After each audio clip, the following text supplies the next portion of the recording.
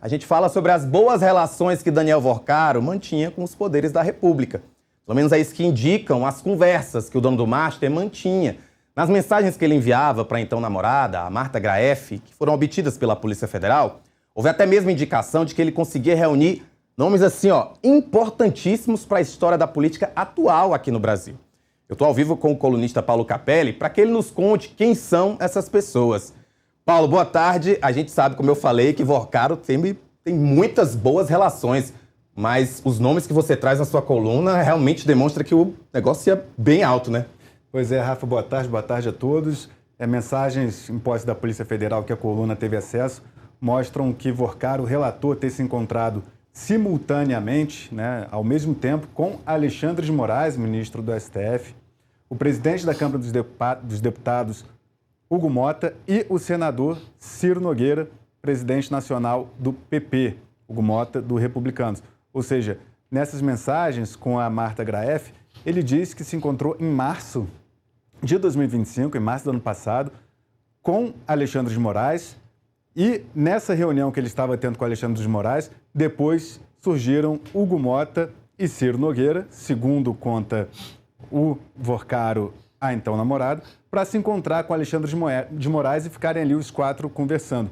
E o que é muito interessante? A data desse encontro, porque o encontro foi em março de 2025 e um mês depois, o que aconteceu? O Ministério Público Federal, Ministério Público do Distrito Federal e Territórios, abriu um inquérito para investigar a venda do Master para o BRB.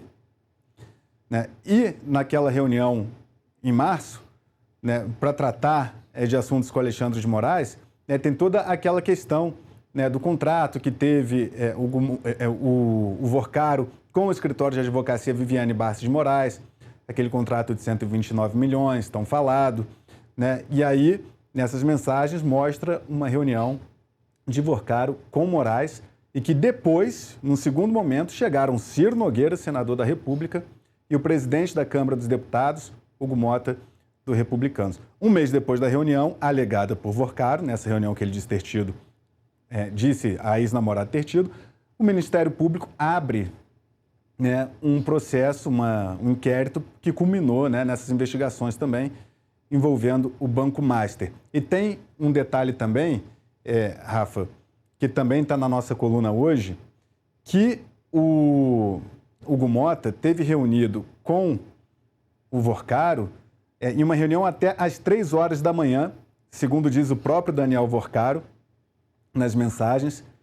E aí o Vorcaro disse que o Hugo Mota queria saber de tudo no detalhe em março, ou seja, uma reunião longa, até 3 horas da manhã, e que o Hugo Mota, segundo o Vorcaro, queria saber de todos os detalhes. E nessas mensagens, nesses encontros que ele teve, também chama atenção uma outra troca de mensagens, também em março de 2025, na qual Vorcaro diz que encontrou com o Hugo Mota no aeroporto de Brasília e que teria uma reunião com o presidente da Câmara momentos depois. Ele faz essa narrativa, esse relato à então companheira Marta Graeff. E a Marta Graeff dá o tom da importância que esse encontro tinha para o Vorcaro em março de 2025, dizendo o seguinte: vou orar aqui. Ela disse que ia fazer uma oração por conta do encontro do Vorcaro com Hugo Mota. E ela disse, pedi para orarem junto aqui também, não disse detalhes da reunião, mas falei que era uma reunião importante para também fazerem oração. Pessoas próximas a ela, a Marta, Ou seja, mostra que Vorcaro apostava muito em Hugo Mota para conseguir alcançar os objetivos. Mostra que Hugo Mota tinha uma relação de proximidade, tanto que ficava até as 3 horas da manhã conversando com Vorcaro, e que Vorcaro depositava parte de sua esperança nos negócios do Banco Master a uma suposta interlocução que Hugo Mota viesse a ter com outras pessoas do poder para conseguir não avançar com essa investigação, enfim. Tudo apreendido no celular de Daniel Vorcaro em posse da Polícia Federal. E aí o que chama atenção nesse contexto atual, Rafa? Em meio a essas mensagens que a coluna encontrou e que estão em posse da Polícia Federal, em meio à revelação desse encontro conjunto com Alexandre de Moraes e figuras importantíssimas da República como Hugo Mota e o senador Ciro Nogueira, Vorcaro negocia uma delação premiada. Vorcaro mudou de advogado para fazer uma delação premiada. Quem conhece Brasília, quem conhece os advogados aqui de Brasília, sabe que Juca, que é o advogado contratado agora, o Vorcaro não brinca em serviço. Juca entrega, seja quem for, para conseguir tirar o cliente dele de trás das grades. Ele já fez isso outras vezes. Então, Brasília está em polvorosa, neste momento, por conta de uma possível, mais do que possível, provável delação de Daniel Vorcaro, que ninguém sabe ainda ao certo quais figuras essa delação atingirá. O que se sabe que serão muitas. Capelli, queria te fazer uma pergunta, aproveitar seu conhecimento do universo político. É muito estranho um banqueiro se reunir com o presidente da Câmara, um ministro do STF e o presidente de um partido. Há algo que chama mais atenção nesse fato, porque a gente sabe que banqueiros, obviamente, eles têm muita entrada no poder, não é à toa que são banqueiros.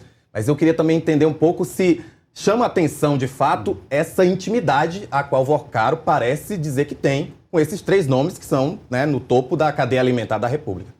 Chama muito atenção, Rafa. E por que chama atenção? Porque são reuniões que tinham ali uma periodicidade, não era uma coisa esporádica. Teve, por exemplo, a reunião do Vorcaro com o presidente Lula, que estava também o ministro Haddad no Palácio do Planalto. Ali foi uma reunião pontual. Aconteceu ali em dezembro, uma reunião no Palácio do Planalto, pontual. Ele foi recebido ali, tratou dos assuntos e tal.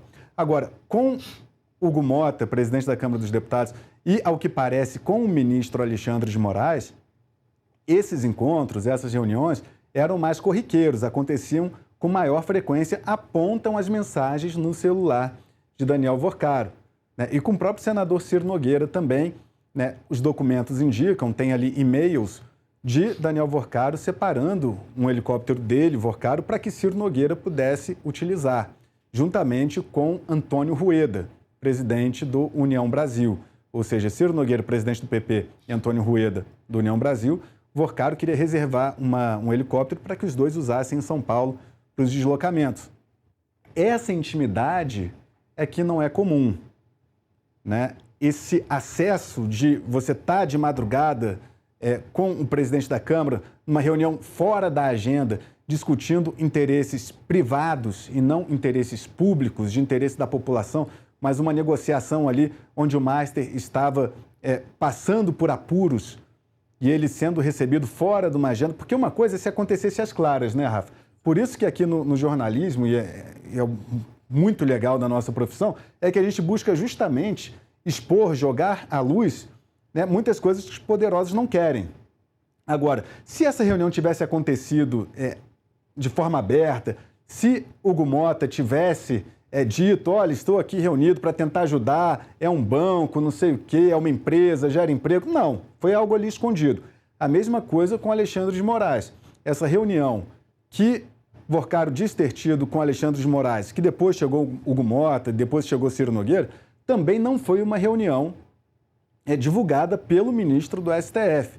E aí pode ter gente que vai falar, mas o ministro do STF não tem que divulgar todas as agendas, ninguém é obrigado a dizer o que faz fora da hora de trabalho e tal. Mas vamos lá, Tem a questão do contrato de 129 milhões com a esposa do ministro Alexandre de Moraes. Tem a questão de o Banco Master já ter sido investigado antes dessas reuniões. O Banco Master não foi investigado de agora, já havia suspeitas referentes ao Banco Master lá atrás. Então, se o ministro tivesse dado transparência, recebesse tudo dentro da agenda certinha, ali no site do STF, está ali, reunião, tudo registrado, publicado, sabe? Aí o que aconteceria? A imprensa teria conhecimento, a população como um todo, poderia questionar o ministro, falar, ministro, o que foi essa reunião? Ele poderia se manifestar, olha, como divulgado na agenda, recebi para tratar dos assuntos X, Y, Z, ok. Agora, quando fica fora da agenda oficial, acontecendo essas reuniões em mansões, em resorts, ou de madrugada na residência oficial do presidente da Câmara, do Hugo Mota, aí dá todo um caráter que a população imagina de que tem algo ali que está sendo oculto, né, das pessoas, está sendo escondido para que as pessoas não tenham acesso a essas conversas. E isso é muito ruim, Rafa. É importante deixar claro, né? Ninguém está aqui fazendo ilações, mas, ao mesmo tempo, é como você disse, é um servidor público. Os deputados são servidores públicos também, tem que dar luz às suas ações. Eu penso o seguinte...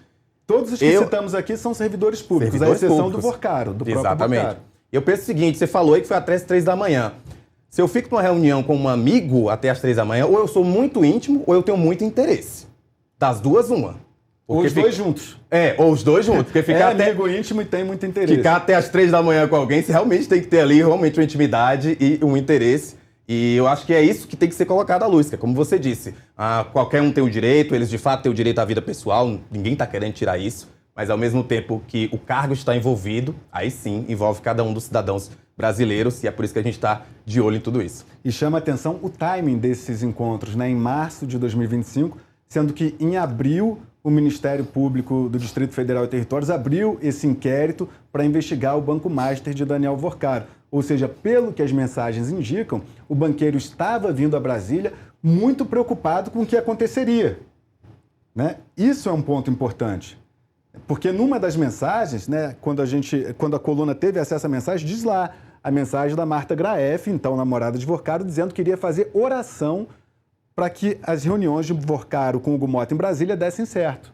Ou seja, ninguém faz oração para uma reunião dar certo se não for algo muito, né, muito de interesse, algo muito grave que esteja acontecendo. É isso, Paulo Capelli, muito obrigado. Acessem coluna Paulo Capelli no metrópolis.com. Essas e mais centenas de denúncias diariamente. Valeu, querido. Forte abraço a todos. Tchau, tchau. Espera um pouquinho, que daqui a pouquinho tem o pessoal da nossa equipe de esportes comentando a escalação da seleção. Lembrando que a Copa do Mundo está chegando. Então, assim, você que gosta de futebol, eu sei que você já deve estar reclamando, não deve nem ter saído ainda a escalação completa e você já deve estar com raiva. E a gente vai saber daqui a pouco se essa raiva é justificada, o pessoal vai fazer uma análise boa, o pessoal daqui do nossa equipe de esportes, é muito boa e daqui a pouco. Já me falaram aqui que já saiu a escalação. O pessoal, então, de esporte já está subindo aqui para entrar no estúdio, para discutir com a gente. Já manda aí nos comentários o que é que você achou, se vale a pena. Enfim, daqui a pouquinho a gente vai saber mais. Olha, nesse fim de semana...